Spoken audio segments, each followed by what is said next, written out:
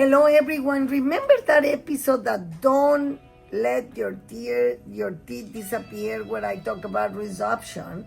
Well, today we're gonna answer questions of all of you that I have asked. What is the meaning of cervical inflammatory resorption? And remember, root resorption by definition is the destruction of the calcified tissues of the calcified areas of the calcified tissues, like the root.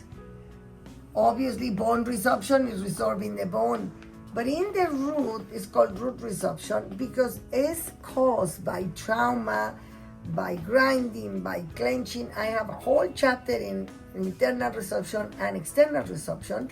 What are the causes of resorption? Mainly is trauma. People that have used braces also can come up with that result of resorption. Is one of, the side effects maybe of orthodontic treatment. It may happen, it may not. I advise people that have braces that every time they're gonna tie the braces to have an ibuprofen 3 times a day for 3 days to avoid the genetic expression of the genes that are gonna cause resorption. So in this case, they call it cervical because this is the coronal part of your tooth. Like this is your crown or coronal part. And when you see it's coming the root, that is like a stop here or here or here. That's called cervical area. So that's the meaning, like this is the coronal part and this is the root area, okay? So when they said cervical is because it's on the neck of the tooth or the cervical third. This is the coronal third, this is the cervical third, and then this is the apical third where the roots are. Cervical means in the neck, so the like a bacteria in this case, see how the bacteria gets in?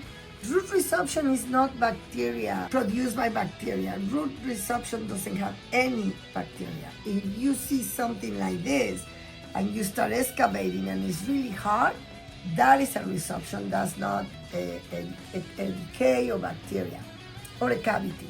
So what happened here is, look, this is destroyed. The cells start activating all this creation of enzymes that are gonna destroy the tooth, thinking they're remodeling the bone, but in reality they're destroying the tooth. And they can go from the beginning of the outside, that's why it's external, through the nerve. Once it touches the nerve, I tell you what is the treatment. So what we have to do is a regular root canal. First, to protect the whole root area. Why root canal? If the patient comes with a very small resorption, like a really tiny shadow here, I will just restore that shadow, which I have another treatment like that. However, when they don't treat it on time, then this resorption continue going all the way inside the tooth. Now you have to do a root canal. And a regular root canal, like I have expressed in my other episodes, is you gotta open, you gotta clean, you have to measure, like in this case, you measure the canal from the coronal part to the end, then we clean with the different instruments, rotatory instruments, and then we're gonna finish the root canal. And we leave this image where you see the root canal is finished, but look at all the dark areas is a space. And as the space produced by the invasion, this is an invasive cervical root resorption.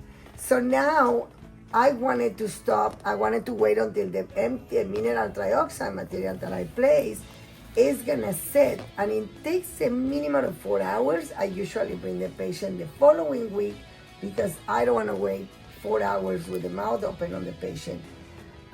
There's some people that like to finish and they don't wait the 4 hours.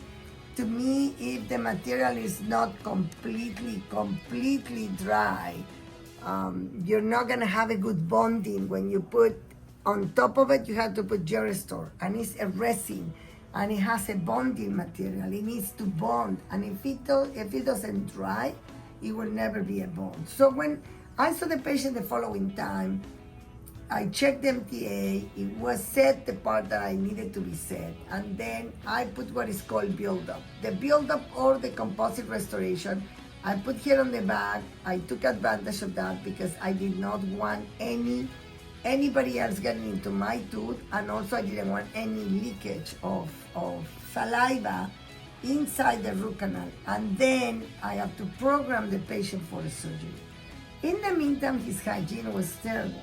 So we taught the patient with Canberra protocol, and it's an interesting protocol, but one of the advice they gave you is to having a teaspoon of Clorox, pure Clorox, with a glass of water and do rinses. And the patient came back with hygiene was so much better and the mouth was so much cleaner, ready for me to do surgery. I cannot do surgery if the mouth or the gums are not completely clean.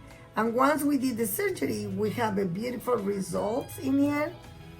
Look at how we put all the material, the rest of the material that is called Gerestore, we put it on top of the tooth, and this material is gonna become like a mesh. It's gonna create a mesh, and it's gonna be together with the ligament, with the bone, with the gum, and it's gonna be a successful treatment to be like this after the root canal and the MTA and the composite. So this result that you see here on the screen is something that I wanted to bring the patient in.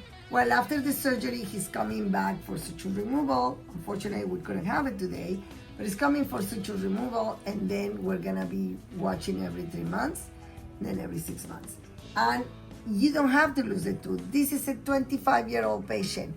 Why do you want to do an extraction in your tooth, then have an implant at 25-year-old? No, this is a great way to save you from an implant and from extraction. You just have to take care with your nagar, if you're grinding, with your brushing and flossing, and be very gentle on the brushing, and the dentist has to be very careful when he's cleaning that tooth, okay? So if you have any questions, you can always send us a message to Facebook, TikTok, YouTube, to all the social media. Thank you.